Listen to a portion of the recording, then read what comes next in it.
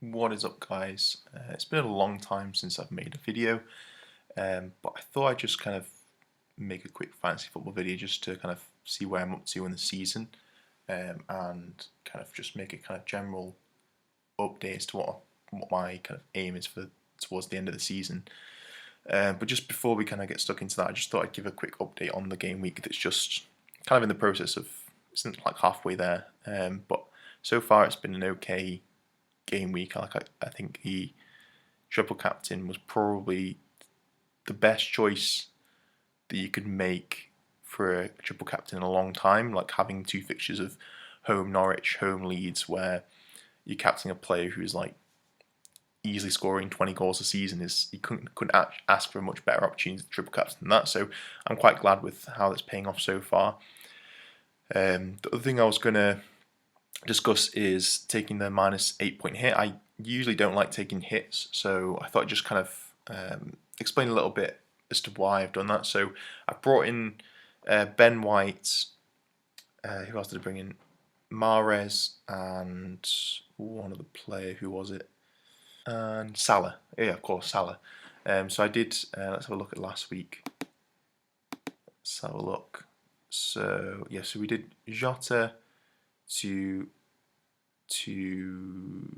Mahrez. We did De Bruyne to Salah and Loughton to Ben White. So the reason I wanted to choose those three players was obviously because Salah's got the double game week, so that's kind of obvious. But also, you just want to have Salah in your team because he's going to be a captain option most weeks.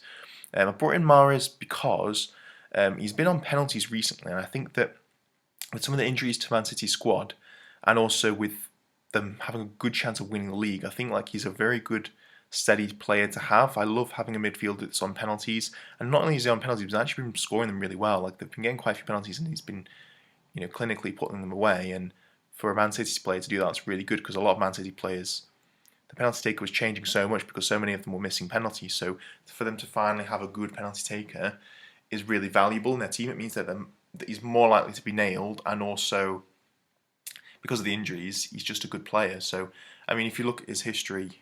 Let's have a look. Even though he's had very streaky minutes in the games that he started, he's more or less pretty much always scored.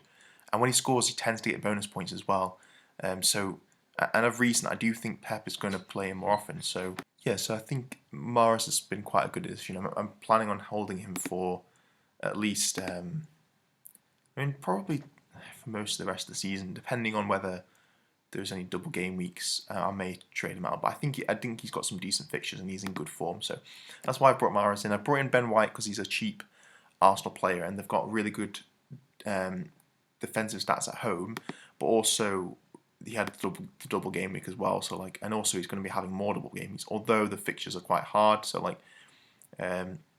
away Tottenham, away Chelsea, that's a difficult fixture. But they've just added another double game week fixture in game week 29, and they're both home games, which is pretty good. So I think that for 4.5 and for Arsenal's home form, I think that's a pretty good addition. So I would have liked Tierney, but I couldn't afford it. So yeah, so I brought in Ben White. So those are the three players I've brought in.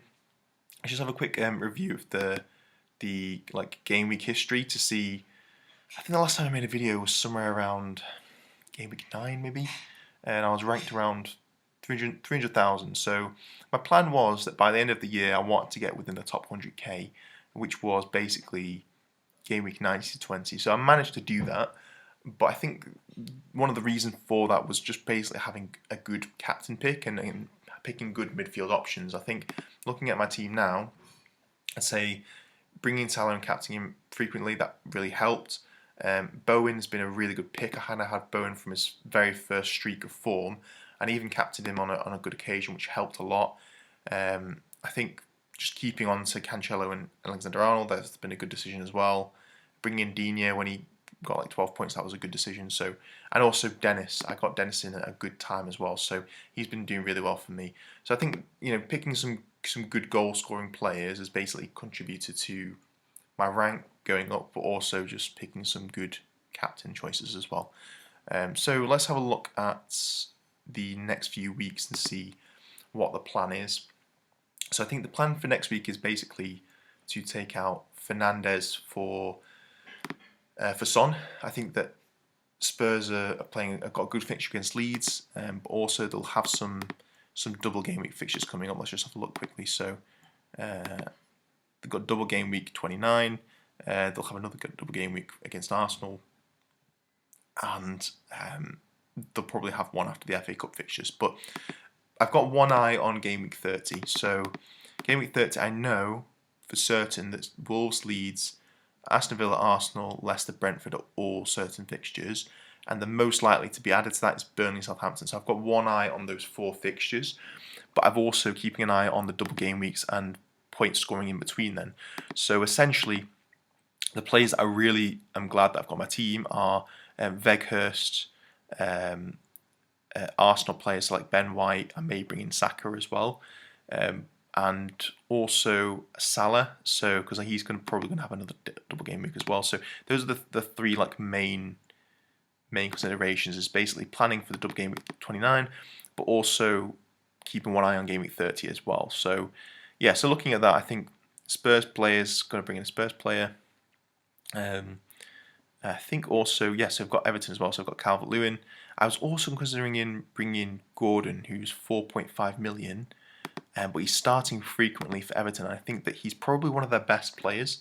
But for only 4.5 million, I think that's such a budget player. I have got in Ramsey as well, so I either may trade Mahrez and use the funds somewhere else, or I might just trade Ramsey and do a straight swap to Gordon. But I think for now I'm happy with the team. And the plan is basically just to score as many points as from now until 29, but simultaneously also planning my transfers for game week 30. So basically that's going to come from probably Spurs, Burnley, City, Liverpool. Those are the 4 main teams that I'm looking to target. However, I'm also considering Leicester. Leicester and Southampton is something I'm considering because Southampton have got a good fixture here against Norwich. They've got a good fixture against Villa. They've got a good fixture against Watford. And they may also play in. There's a good chance that they'll play in game week 30. So I'm also considering Broja. So Watford are not scoring many goals. I don't think they'll continue to score many goals because of the way that Roy Hodgson likes to play. So I'm very much considering doing Dennis to Broja, and also Fernandes to Son. So that's really my main 2 transfers that I'm probably going to be doing for this week. So it's going to look something like this.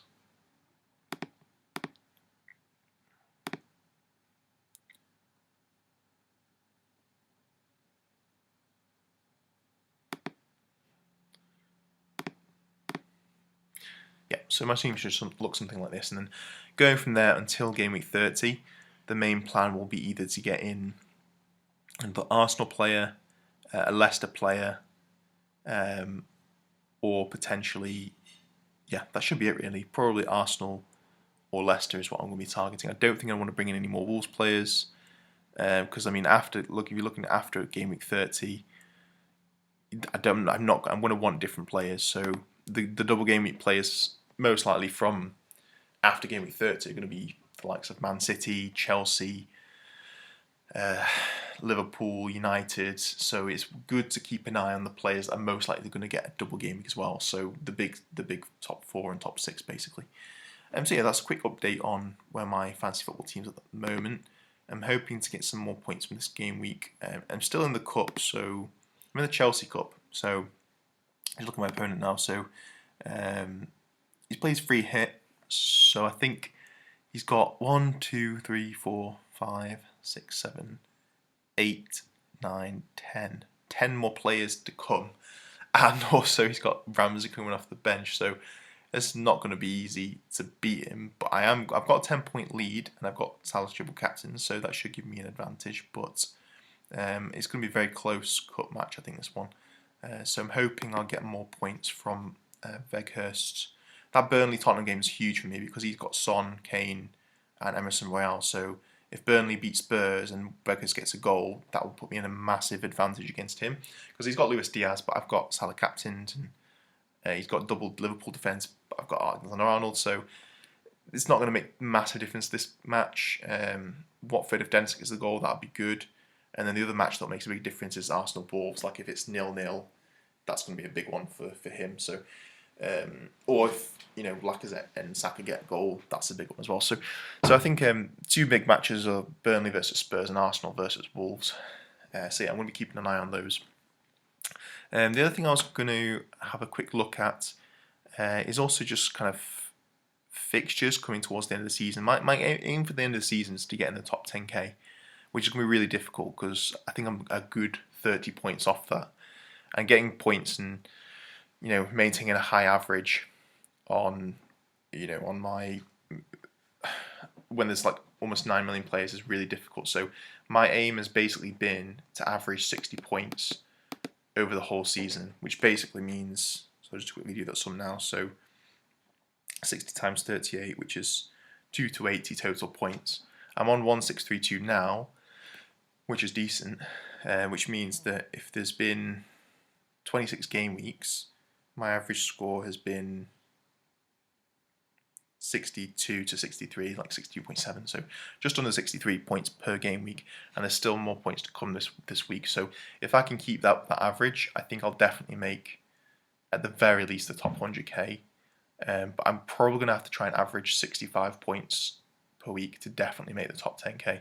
65 points per week is 65 times 38.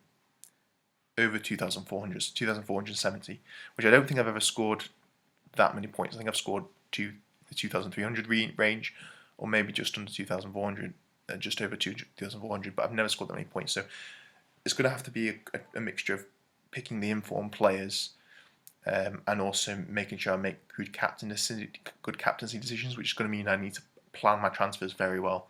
So yeah, that's going to be interesting to see. I think players that I think people are sleeping on at the moment, I definitely think that in terms of teams and also players, I definitely think that Spurs have got some good run of form to come. I think Son and maybe Kulevski and Kane are definitely going to have a good run of form. I think that Mahrez is a good player that people are sleeping on. Breuer, I think he's a good cheap value player that people are sleeping on. Also, I would say Weghorst is one as well, because people don't associate Burnley with many goals, and they don't score that many goals. But when they're in a relegation scrap and they pretty much always somehow survive, they're going to have to get the goals from somewhere. And this guy's actually really talented, so I think that he's a really good forward striker choice, especially when the forwards are so scarce at the moment. So let's just have a look at the forwards, but it's not going well in this category. I mean, Antonio's been in terrible form. Dennis is playing for a team that barely scored goals. Ronaldo's in terrible form. Saxman is injured, but also Newcastle are okay. Maupay is just a really streaky player. Pucky plays for Norwich, probably going to get relegated. Kane is super expensive, 12.2. So there's just not many good forward options. The only other one that I was looking at is probably Vardy, but when he comes back from injury, could be a really good choice. I think that he could be a really slept-on player if he gets into some form. He'll be on penalties. And he's also got some really good double game week fixtures coming up. So I think that Vardy could be a really good one to keep an eye on when he comes back into form. The one is Jimenez, but I just don't think that Wolves score that many goals. He's okay, but he's just not going to get you that explosive return. And then, like I say, Breuer I think is a good pick because he's value and he's talented. He can score goals. So I think Breuer is a good pick. I know a lot of people have gone for Edouard, but I just don't trust the consistency there. He's just not been starting, and yeah, just not a big fan. Watkins been out of form. Lukaku too expensive, in terrible form. Lacazette's a good choice, but he's in an awkward price bracket. So yeah, I think that Weghorst is a really good choice of striker if you're going down that route. I also think Calvert-Lewin probably a good choice. Once he gets into some form, could be a decent option as well. But other than that, I mean, all the value in the moment is in the defenders and midfielders. So I mean, if we look at the midfielders, I think obviously Bowen's been in incredible form, and I think that's probably going to continue. I think he's having the best season he's ever had. I think that Son's a really good option. He always gets into really good goal scoring positions. His only play has been the occasional injury also this season. Saka is in brilliant form, and he's really cheap. Smith Rowe could start more often now that he's in a bit of form. So if you're competing with Martinelli, De Bruyne is really expensive, but he's been performing well of late. And then obviously we've got Salah, who's like I think just put him in your team, like you just must have. So there's been tons of midfielders who have come into form. I quite like Odegaard as well. He reminds me a bit of Mesut Ozil when he was actually good. So, so yeah, I think there's definitely some good value picks there. In terms of defenders, I think there's some good value picks people are sleeping on. I think people are sleeping on Tierney. I think he's got lots of potential to get attacking returns as well as clean sheets. For 5.1, that's not bad value at all. Reece James could be coming back, and Chelsea have got some really good looking fixtures. So I may do Dean to Reece James, or potentially even. And I don't think I'd risk doing Cancelo on my team, but I definitely like to somehow squeeze Reece James back into my team if he can stay fit, because I think that he'll do really well. Yeah, I think there's plenty of value in defenders. Dyer's maybe a good pick. So plenty of good value in defence and midfield. It's just finding that good forward pick as well. In terms of captains, I think just looking at the game weeks now, I think Salah's probably going to be captain for most weeks. In this particular game week, he's not going to be playing, so I'm probably going to go with Son as my captain. I think that Leeds is a good fixture. Either Son or Mahrez could be a good captain, or perhaps even Weghorst, who's got a double game week.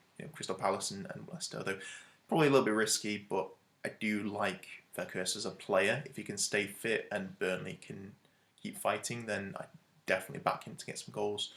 So that's this game week. Obviously, next game is probably Salah, West Ham. They do let in goals, West Ham, so could be a good pick. And then obviously Son that week as well. Everton, terrible defence. So yeah, I'm quite happy with the team so far, and I'm confident I can get 10k if I make some good captaincy choices and keep beating that average of 65 per week, which I should be able to do with a few chips available here and there as well. So that's a summary of my team so far. I'll probably make a video on some kind of good value players, and or maybe just kind of how to plan the rest of the season. It's not long left to go, really. I mean, it goes really fast. Once we get into the end of March, there's only 8 game weeks left, and they go very fast. But in terms of thinking of who's going to get relegated as well, I think that's a really important part to consider during the season is who's going to be fighting in the relegation scrap and who's going to be fighting for top 4. The mid-table kind of like phases out a little bit. So if we just look at that, I think that's a really good way of understanding which players to go for. So I think to start off with the players not to go for, I would think of the teams who are definitely going to, I think are definitely very likely to get relegated. So that would be, of course, like Norwich. I wouldn't go for any Norwich players. I think they're very likely to get relegated. And then, of course, there's... I personally think, now the odds are not necessarily in the favour of this, but I do think that Brentford are very likely to get relegated as well. So I'd probably avoid Brentford players. And then, of course, I don't think that Leeds will get relegated, but I still don't think that without Bamford and also missing Calvin Phillips, I think that they're not a team worth even considering, unless you have a really value picks like maybe Gelhardt. So I would avoid Leeds as well. I would also avoid Watford. Now this is a tricky one because Roy Hodgson I do think can keep Watford up, but I just don't see where their goals are going to come from because they're just not a goal scoring team. They're far too defensive.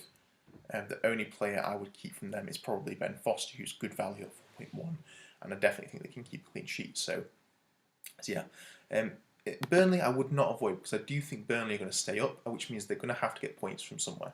And they've got a good player in Weghorst. I also think they've got a good defence in, I think it's, is it Roberts that's playing?